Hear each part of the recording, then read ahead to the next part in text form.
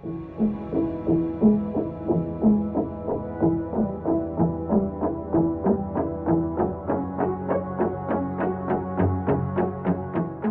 सिंधी जे अॼु जी गॾिजाणीअ में तव्हां सभिनी जो स्वागत आहे।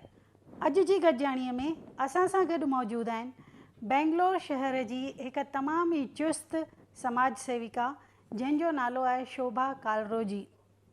शोभा कालरो जी लेडीज़ विंग में चङा ई एक्टिव आहिनि ऐं चङा ई कार्य करे रहिया आहिनि। Shobha Kalro national president of Sindhi council of India ladies wing, Sindhi Madhur Sangam जा प्रेसिडेंट आहिनि लेडीज़ विंग जा, committee member of Parihar Sahyog Vani mother and child care at police commissioner's office जा। अचो त मुलाक़ात था कयूं शोभा कालरो जी सां।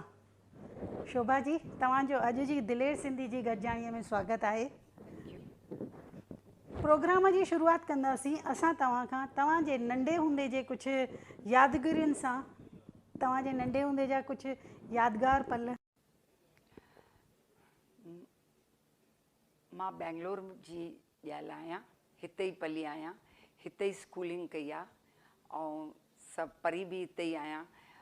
असां पाण में घर में जेके ॿार हुया सभई स्कूल वेंदा हुआसीं त असांखे घर में इहो सेखारियो हुयऊं भई मदद कजे सभिनी जी ऐं सभिनी खे हेल्प हैंड कजे। त उन में छा थींदो आहे, सेखारियत मिलंदी आहे घर में त भई उन्हनि सां असां मिली राय रसाए रहूं सभिनी सां। इन में हिकिड़ी ॻाल्हि हुई, असांजा जेके पेरेंट्स हुया उन्हनि असांखे कॾहिं बि कंहिं ॻाल्हि ते बि नाई न कई। असांखे ज़रूरी सम्झूं जेकी बि असांखे पठियूं। जीअं हाणे असां गर्ल्स हुयासीं त असांखे साइकिलिंग एंड स्विमिंग एंड जीअं भई डांसिंग थींदी आहे, I was a cyclist, dancing बि मां कई। भले तंहिं महिल छोकिरियुनि खे एॾी फुर्सत न हुई भई ॿाहिरि वञनि अचनि, पर असांजे घर में असांखे असांजे पिता कुझु बि रिस्ट्रिक्शन्स न कई हुई। चयूं भले तव्हां कयो ऐं तव्हां भले इहो हुनरु ज़रूरी आहे भई ॿारनि खे सिखणु खपे। ऐं ॿी ॻाल्हि छा हुई भई हिकिड़ो असांजे घर में हे रवाजु हुयो भई सुबुह जो सनानु करे पाठ पूजा कजे, जपजी साहिब पढ़ूं त भई असांखे ॿाहिरि निकिरणु मिलंदो हुयो ऐं नाश्तो बि करणु मिलंदो हुयो। त उन में उहा असां अॼु ताईं असांखे उहा आदत आहे, असां जपजी साहिब पढ़ी करे ई ॿाहिरि निकिरंदा आहियूं। तमामु सुठी ॻाल्हि तव्हां असां सभिनी खे ॿुधाई त बचपन ई हिकिड़ी अहिड़ी जॻह हूंदी आहे जिते ॿारनि में जेकॾहिं सदगुणनि जा ॿूटा पोखबा त उहे अॻिते हली वॾो वणु थियनि ई था। शोभा जी, तव्हां नंढे हूंदे खां ई समाज सेवा ॾांहुं चङा ई प्रेरित रहिया आहियो ऐं चङा एक्टिव रहिया आहियो। इन जे पुठियां छा रीज़न आहे, छा ॻाल्हि हुई जंहिं तव्हांखे समाज सेवा ॾांहुं माइल कयो? छा हूंदो हुयो त असांजा पेरेंट्स जेके हुया उहे असांखे चवंदा हुया घर रोज़ु भई कंहिंखे न कंहिंखे कुझु भई ॾिजे, जेतिरो थी सघे भई ॾिजे। त असांजी मदर घणो ई ठाहे करे ॾींदी हुई छंछरु भई ॿारनि खे ॾेई अचो मंदर में वञी। जीअं भई जेको बि ॾिणु वार हुजे, भई होली आहे, ॾियारी आहे, त जीअं भई प्रागड़ियूं थींदियूं आहिनि होलीअ ते, ॾियारीअ ते मिठाई थींदी आहे, उहो सभु ठाहे ॾींदा हुया। छंछरु असां वञी ॿारनि खे उते ॾेई ईंदासीं। त उहा ॻाल्हि असांजे खून में आहे। सो असां अञा ताईं उहा ई कंदा रहंदा आहियूं। मुंहिंजे घर अॼु ताईं ॿार ईंदा आहिनि छंछरु, उन्हनि खे नाश्तो खाराईंदा आहियूं। अगरि ॾियारी थी हुजे त उन्हनि खे भई डांस कराए, फटाका ॾेई, उन्हनि खे बि लटा ॾेई ख़ुशि करे पठींदा आहियूं। ॾाढा ख़ुशि थींदा आहिनि ॿार, they are very happy and at the end of the day even I feel very happy doing all this. Very good. तव्हांजी शादी असां ॿुधो आहे त तमामु नंढी उमिरि में थी? हा, मां स्कूल वेंदी हुअमि, हिकु ॾींहुं स्कूल मां आयमि वापसि त मूंखे मुंहिंजे फादर चयो भई तोखे भई हाणे असां कुझु सुठो छोकिरो ॻोल्हियो आहे, तोखे भई शादी कराईंदासीं। त तंहिं महिल त असां कुझु चई न सघंदा हुआसीं, हा न हे न हो न। त असां जेकी उन्हनि कयो we did it, but no doubt about it I got a very supportive husband and my in-laws were very modernized people. They never उन्हनि कॾहिं बि मूंखे नाई न कई कंहिं बि कम वास्ते। So till today that thing is on. अॼु ताईं मां उन सोशल वर्क में आहियां and without his support I think this would have not been possible what I am doing today. I am what I am today is all because of my family and my husband's support. Shobha ji, तव्हां बेंगलोर में महिलास जे विच में तमामु ई लोकप्रिय आहियो, त अहिड़ा के कार्य जेके तव्हां महिला सां गॾिजी करे कंदा आहियो, सिंधी महिला सां एकता भाव जोड़ण जे लाइ, असांजे दर्शकनि खे उन्हनि जे बारे में कुझु ॿुधाईंदा?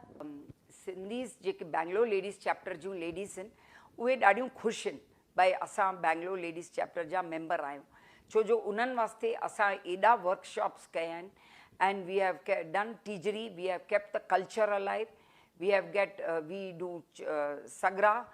Actually सगरे जी हिकु मान्यता भई जेको सगरो जंहिंजी आश पूरी थींदी आहे उहो माण्हू सगरो छोड़ींदो आहे, पर असां बैंगलोर में सगरो पहिरियों छोड़ींदा आहियूं, आश पूरी चुकी सम्झ, अरे वाह, पूरी चुकी त पोइ असां ॿीहर वरी सगरो छोड़ींदा आहियूं. आई एम डूइंग दिस सगरा from 40 years. The 40 years and it has been a mark in Bangalore city that we have kept asa panji culture alive rakhiya, and all the ladies are looking forward for new things to come up jeke by ladies kantiyu. Always there is something new and I like to do something new for them. iname shamil thi the नई पीढ़ी इन में शामिल थी थिए अगर असां कुछ भी नओं था कयूं था, छो जो उन्हनि जे सलाह सां ई असां सिंधी फैशन शो कयोसीं त उन में कॉन्ट्रीब्यूशन बि थी, असां उन्हनि में नंढे वॾे खे पार्ट खणणु ॾिनोसीं एंड उन्हनि एॾो सुठो कमु कयो दैट पुलिस कमिश्नर आयो हुयो, उन्हनि खे असां जेतिरो बि असां उन में असांखे फ़ाइदो थियो त उन मां सर्टेन अमाउंट उन्हनि खे असां ॾिनोसीं चाइल्ड एंड वुमेन वेलफेयर वास्ते. They were very happy, they came and grace the occasion. असांजो नालो आयो उन्हनि जे बुक में, पेपर में, एंड पेपर में बि आयो ऐं न्यूज़ लेटर में बि आयो, ऐं मूंखे उन में घुराए करे मूंखे ऑनर कयूं वरी. छो त इहा अॼु वक़्त जी डिमांड आहे त असांखे नौजवाननि खे पंहिंजे हेरिटेज, पंहिंजे कल्चर जे फैलाव में जोड़णु खपे. त शोभा जी, तव्हां कहिड़े तरीक़े सां नौजवाननि खे पाण सां गॾु जोड़ियो आहे इन फैलाव में, सामाजिक कार्य जी बहबूदीअ में? असां सां नौजवान जेके जुड़िया आहिनि उन्हनि खे मां हिकु दफ़ो घुरायो हुयो, मीटिंग कई उन्हनि सां, त मां उन्हनि जूं व्यूज़ वरितियूं भई तव्हांखे छा करिणो आहे, त भई असां उन ॻाल्हि ते भई ज़ोर करे उहो कयूं. त हुननि छा चयो भई तूं जेकी चवंदी आहे असां उहो कंदासीं. शोभा कालरो जहिड़ी लीडरशिप जे हेठों कमु करण में असांखे एॾो आनंद ईंदो आहे कि हर समय कुझु न कुझु नई शइ हिकिड़ो फोरम ॾींदा आहिनि जो असांजी लेडीज़ आहिनि बैंगलोर में, जो पहिरियों सॼियूं अलॻि अलॻि हिते हुते हुयूं, सौण हिकिड़ो चैनल ऐं हिकिड़ो मिलणु खपे, उहो मिलियो आहे असांखे, जंहिंमें पंहिंजो टैलेंट चयो, पंहिंजी कोई बि हुनर चयो, उहो ॾेखारण जी ॾाढी वॾी असांखे चांस मिली आहे. जेतिरो हुननि जे बारे में चयूं घटि आहे कि असां सभु चाहियूं था असांजी सिंधी ॿोली हमेशह क़ाइमु रहे, असांजी सभ्यता क़ाइमु रहे, पर थिए छा थो असां कयूं था, पर जेका असांजी नई पीढ़ी अचे थी हुननि खे असां कीअं गॾिजूं. हुन जे करे शोभा जो हिकिड़ो ॾाढो वॾो योगदान रहियो आहे. हुननि नई सोच करे हिकिड़ो प्लेटफॉर्म ठातो जो BLC जो ऑफशूट आहे. हुन में छा आहे, सभु यंगस्टर्स जॉइन थिया, ऐं अगरि ॾिसो वञे यंगस्टर्स जेको आहिनि, जेके रिफ्रेश ब्लड चइबो आहे, हुननि खे गॾिजाइण वास्ते असांखे हुननि जहिड़ो ठहिणो पवंदो आहे. हिकिड़ो पथ प्रदर्शन ॾियण वास्ते हिकु लीडर खे सम्झणु खपे कि असां छा मतिलबु इन यूथ खे असां कीअं अट्रैक्ट कयूं. त हुन में शोभा जी ने अहिड़े सुठे नमूने अहिड़ो रोल कयो आहे, मतिलबु हुननि जहिड़ी थी वेंदा आहिनि. अगरि कोई वॾे सीनियर माण्हू सां वेहींदा आहिनि त उन सीनियर माण्हू सां सीनियर वांगुरु ॻाल्हाईंदा आहिनि, पर उहो जो यंगस्टर्स जंहिं महिल हुननि सां मिलंदा आहिनि न, हुननि जी ॿोली, हुननि जी डिज़ायर्स, हुननि खे जो वणंदो आहे, कंहिं महिल हुननि जा कपिड़ा जो जीअं जो ड्रेसअप थी करे मॉडर्न कपिड़ा, मतिलबु वेस्टर्न कपिड़ा पाए करे अचणु यंगस्टर्स, कि हाणे तव्हां ॾिसो नई सोच जेका टीम ठही आहे हुन में 150 आई थिंक 250 माण्हू आहिनि, 150 खां 200 माण्हू आहिनि. हुन में हमेशह मेंबरशिप वास्ते आहिनि घणा ई माण्हू यंगस्टर्स ईंदा आहिनि. कोई पंहिंजे फ्रेंड्स खे वठी ईंदा आहिनि त चवंदा आहिनि असांखे बि जोड़णो. ऐं नई सोच जेका आहे हुननि एॾा कार्यक्रम कया आहिनि. पहिरियों तितुर बितुर हूंदा हुआ हुननि जा कम, हाणे रिसेंटली हिकिड़ो स्पोर्ट्स इवेंट ऑर्गेनाइज़ कयऊं जंहिंमें 450 ॿार आया हुया, शरणार्थ जेके चवंदा आहिनि न, ऑर्फनेजिस मां. त हुन ऑर्फनेजिस जे ॿारनि खे वठी अचणु कोऑर्डिनेट करणु हिकिड़ो कॉर्पोरेट लेवल में, बिकॉज जो यंगस्टर्स आहिनि घणा ई, या असां मामी कॉर्पोरेट में कमु कंदी आहियां, त हुतों जे लेवल जी जेका ऑर्गेनाइज़ेशन स्किल आहे यंगस्टर्स जी, हुननि खे टैप करण वास्ते Shobha ji is very very good at it. She has done wonderful job. ऐं कंहिंखे उन्हनि खे पुश न करिणो पवंदो आहे, उहो सहे दिलि सां अॻिते ईंदा आहिनि.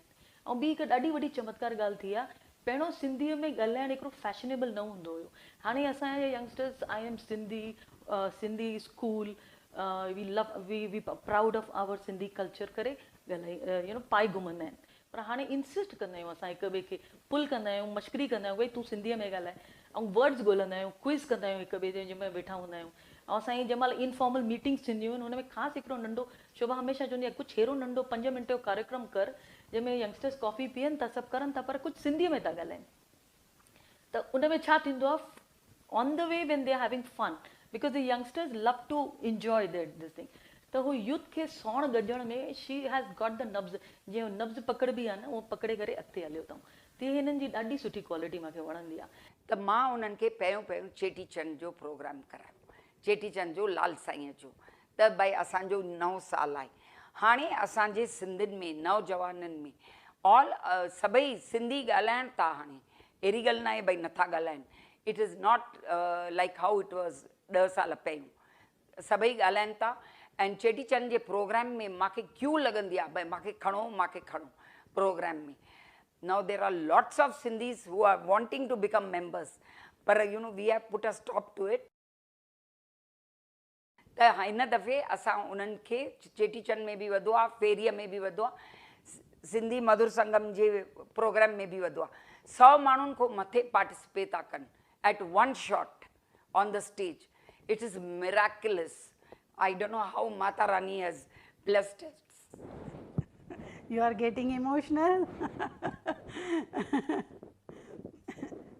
इहा तव्हांजी अखियुनि जो जेके आंसू अची विया आहिनि, इहे इन ॻाल्हि जो सबूत आहिनि त तव्हां पंहिंजे समाज सां, पंहिंजे कल्चर सां केतिरो जुड़ियल आहियो. ऐं मां ॾाढी एडमायर कंदी आहियां इन्हनि खे. हिकिड़ी जुअरी जी अखि आहे, हर कंहिं में टैलेंट ॻोल्हण जो हिकिड़ो गुण अथनि. फस्ट टाइम असां फूड फेस्टिवल ऑर्गेनाइज़ कयोसीं BLC में, जंहिंमें सिंधी डिशिज़ जी कुकिंग कॉम्पिटिशन रखी वई. सिंधी क्विज़ीन जे बारे में क्विज़ लिखीसीं, असां क्विज़ कंडक्ट कईसीं. त हिन में हेॾो असांखे मैटर मिलियो त हितां इंस्पायर थी करे वरी किताबु लिखियोसीं बैंगलोर लेडीज़ चैप्टर वास्ते, फ्लेवर्स ऑफ सिंध, जंहिंमें traditional recipes, fusion recipes with Sindhi dishes, Sindhi ingredients.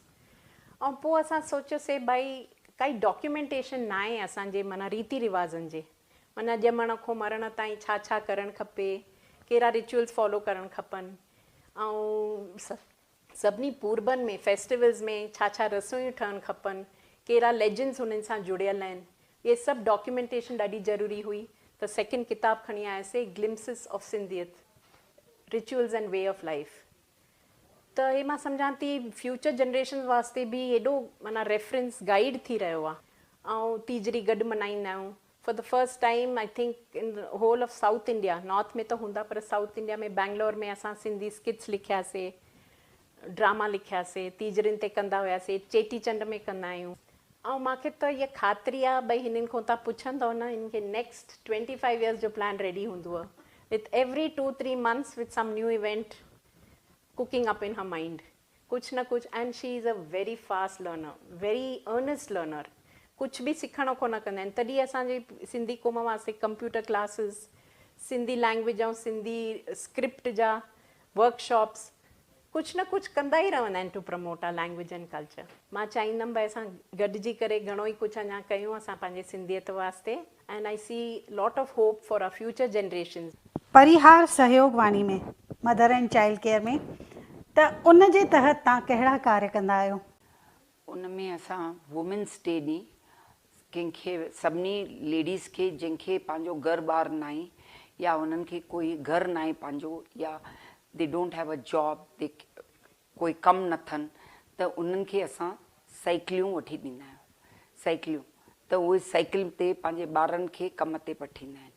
That central government pays for the cycles, or there is some कोई न कोई हूंदो आहे डोनेट कंदो आहे. एंड उन्हनि वास्ते असां घणो ई वर्कशॉप कंदा आहियूं, भई कीअं पंहिंजी लाइफ गुज़ारनि, त पंहिंजी ब्रेड एंड बटर अर्न करे सघनि एंड काउंसलिंग बि कंदा आहियूं जेके हस्बैंड एंड वाइफ पाण में न ठहंदा आहिनि त उन्हनि खे काउंसलिंग करे उन्हनि जो सुधार कंदा आहियूं पोइ कुझु न कुझु नतीजे ते पहुचंदा आहियूं पोइ नतीजो जेको हूंदो आहे पॉज़िटिव ई हूंदो आहे पोइ ॿाहिरि जंहिं महिल गेट खां ॿाहिरि निकिरनि खिल ख़ुशीअ सां वेंदा आहिनि ऐं अगरि नथो थिए त असां उन्हनि जो आधा एरो कंदा आहियूं भई जेके ॿई पाण में सेपरेट थियनि ऐं पंहिंजी ब्रेड पाण अर्न कनि this is the main thing about the Sahyogvani women and child welfare and counselling is the main part there counselling we do for any age, any children, any parents, any old age,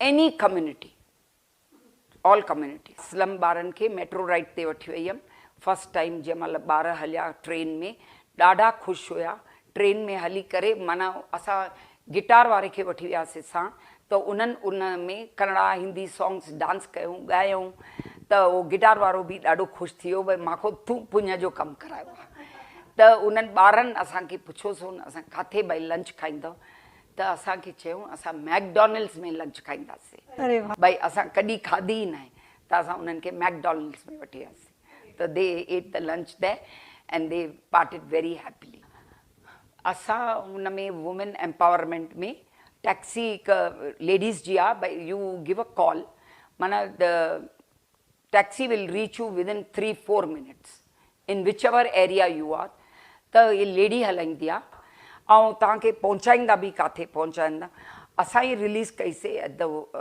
police commissioner's office ते ladies खे वधीक सहायता बि मिले ऐं रोज़गार बि मिले यस रोज़गार बि मिले ऐं ॿियो हिकिड़ी ॻाल्हि हुई इम्पॉर्टेंट भई जीअं लेडीज़ राति जो कम तां अचनि थियूं त थोरो रिस्की आहे हिन में रिस्की कान्हे न त it's very easy you can reach, you can call for the taxi and you can go. Time rate bhi ghate to. Lady taxi person only. It was amazing. It was beautiful.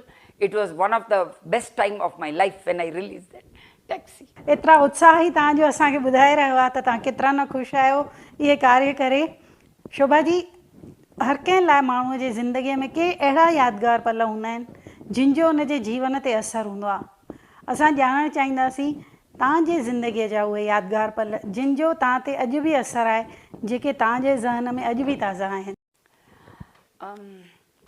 हा जंहिं महिल मुंहिंजे husband मूंखे अची चयो त भई तूं नेशनल प्रेसिडेंट थिए ऑफ इंडिया तो दैट वॉज आई हैड नो से एंड पहिरियों त मां इतबार न पई करे सघां पर कीअं की इतबार अची वियो मूंखे छो जो घुरायूं सिंधी काउंसिल वारनि मूंखे ऑनर कयूं It was a remarkable time and it was unforgettable.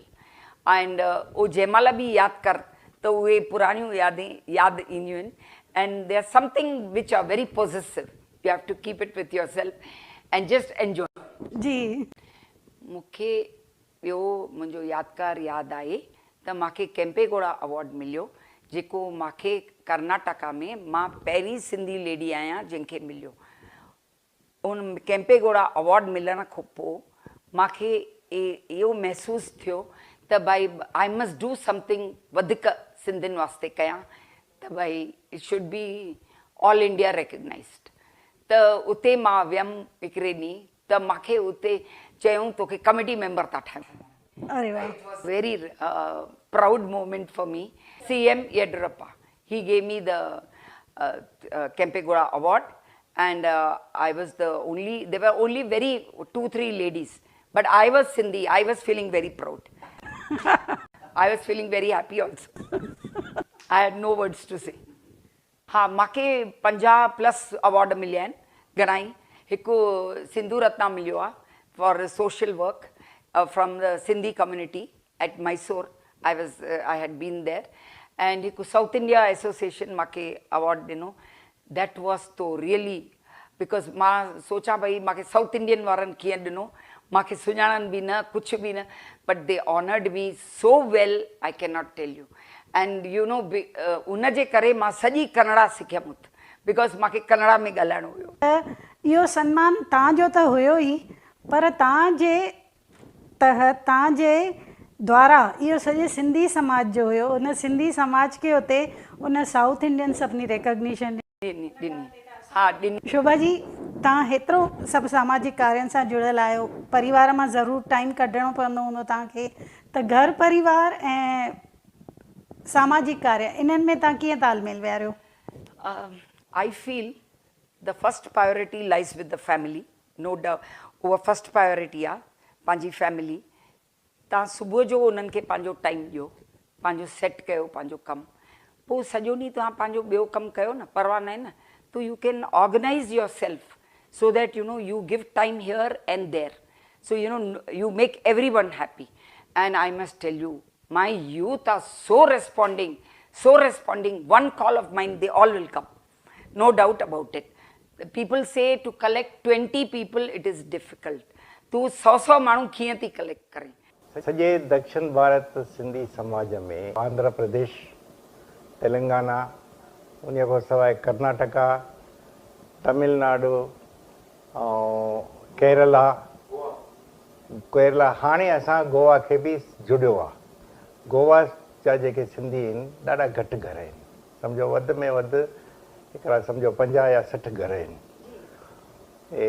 सभु मिलाए करे जेके सिंधी आहियूं असांजे दक्षिण भारत में, असां वधि में वधि 1 लख सिंधी आहियूं।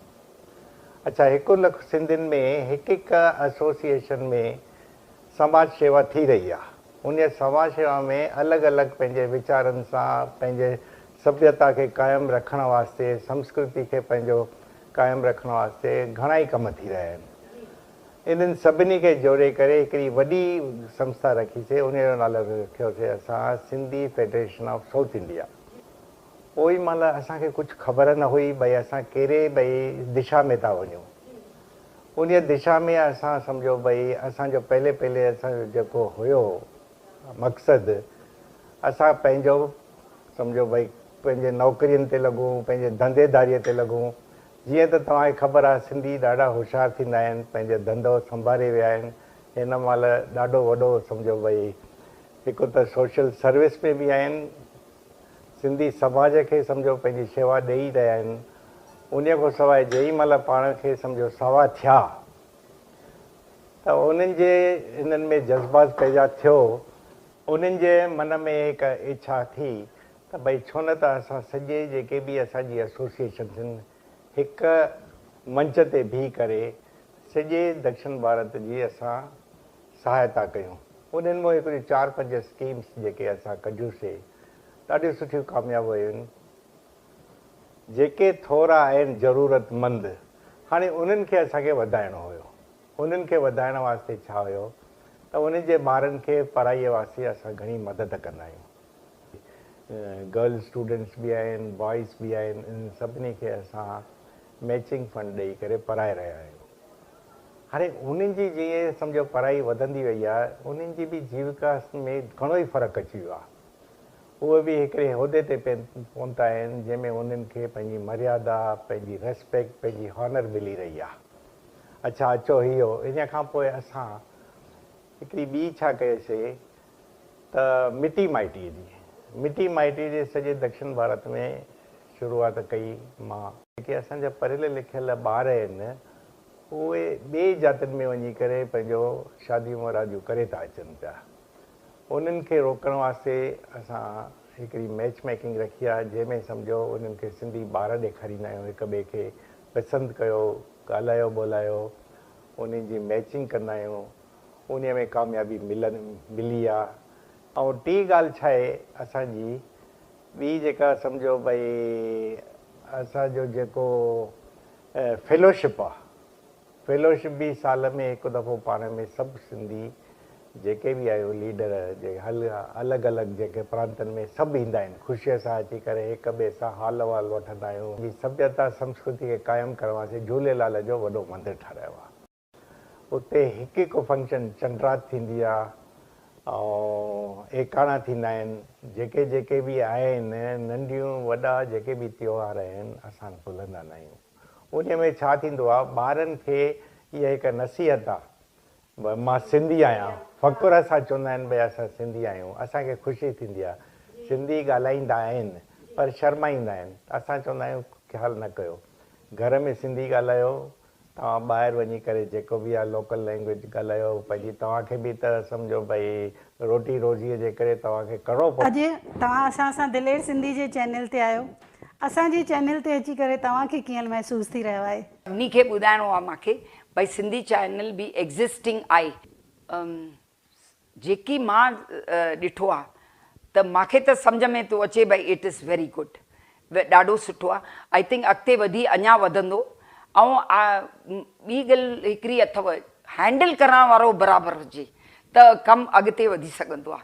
हैंडल करण वारो बराबरि न हूंदो त पोइ न वधंदो आहे कमु। बट जेकी मां थी ॾिसां मुंहिंजे साम्हूं जेको तव्हां वेठा आहियो, I think you are super. I think it will go to more extent, highest extent. असां बैंगलोर जा सिंधी दिलेर सिंधी खे चैनल खे ॾाढी ॾाढी शुभकामनाएं था ॾियूं ऐं असां हुननि जा धन्यवाद था ॾियूं कि असां सभिनि सिंधियुनि खे गॾाइनि था। मूंखे ॾाढो ख़ुशी थी तव्हां सां मिली करे। तव्हां हिन जी जेको कमु करे रहिया आहियो, सॼे हिंदुस्तान खां सवाइ ॿाहिरि बि तव्हां जेका शेवा करे रहिया आहियो, सिंधियत फैलाए रहिया आहियो, मूंखे तव्हांजे मथां फ़ख़ुरु आहे। Thank U. तव्हां सभिनी जे आशीर्वाद जी ऐं सहयोग जी ई असांजे चैनल खे ज़रूरत आहे। असां ॾिठोसीं त हिकु औरत कीअं न पंहिंजे घर परिवार खे ऐं पंहिंजे सामाजिक कार्यनि खे हिकु महिल तालमेल सां अॻिते वधाए सघे थी। जे शोभा कालरोजी करे सघनि था त पोइ देरि छा में, अचो ॾेई हथ में हथ हिकु क़दम अॻिते वधायूं, सिंधी ॿोली ऐं तहज़ीब खे ऊचाइयुनि ते पहुचायूं, सिंधियुनि जो शान वधायूं। जिए असांजी सिंधियत, जिए असांजी सिंधियत।